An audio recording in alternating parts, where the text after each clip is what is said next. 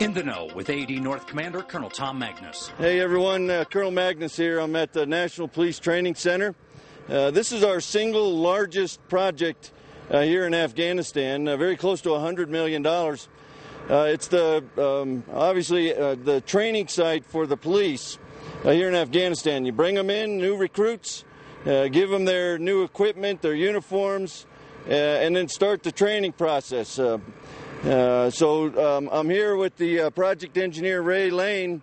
Tell me a little bit about what you're doing here and where you are on the project completion.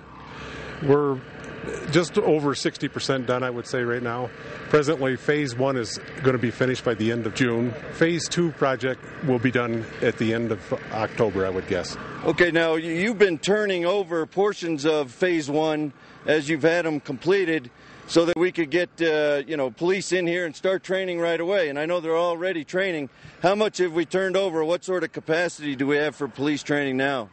Just over 1,000 students presently. And that's outstanding. And Josh Haynes, our contractor, Technologists Incorporated, probably our single largest contractor, number of projects, dollar value here in Afghanistan. They work both for AED North and AED South. Josh, what's your perspective on the project? How's it going? And what do you see as the road to completion? Obviously, it's you have the daily challenges of the environment here in Afghanistan.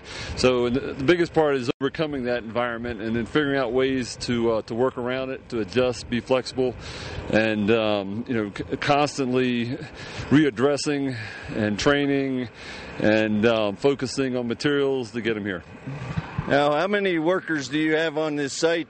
And of those workers, how many are Americans? How many are Afghans? We have 6 Americans and about 1,500 Afghans. And that's down from about 2,200 Afghans 3 weeks ago. You mentioned that as one of the challenges you have on a project like this.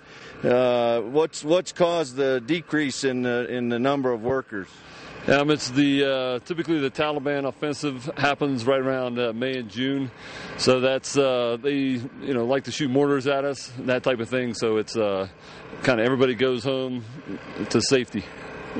And then I think as I flew in, it looked like lots of agriculture in the area. Well, I imagine you lose workers to that as well. Yeah, we do, and I think it's certain areas are worse. Parwan tends to be worse than, say, for instance, out here, because most of the day laborers out here are afraid to come work here because of the Taliban. Yeah, and yet I think you're managing 1,500. Technologists Incorporated does a real good job with building capacity, not just using laborers, but to leverage the Afghans, to teach them a skill, bring in skilled labor among the Afghan people. And so you've only got 6 Americans and about 1,500 Afghans on the site. Clearly, many of them are your skilled laborers. Correct. And what we've done is try to develop what's known as kind of peace workers in the U.S. But it composes of groups of, say, 20 smaller companies that didn't exist 2 years ago. Typically, they're young Afghans that kind of entrepreneurs, and they've really stepped up to the plate. So what we try to do is get them to specialize in a certain trade versus a lot of the companies here when I got here said they could do everything. And, we've tried to get them away from that and focus more on individual trades. Well, that's outstanding, and the results speak for themselves. You look all around, you got, first of all, we've already got some element of the mission complete. We are training policemen at the National Police Training Center, so certainly a success in that regard. And I think what Technologists Incorporated is doing to build capacity, what our people are doing to work with these workers, to work with the contractor to make sure that we continue to see the sort of improvement in this country that you would expect at this point in our construction progress. So really some great work. Ray, from your guys, Josh, I know you've got projects all over the country for us and going very well. Real proud of what you guys are doing to build capacity.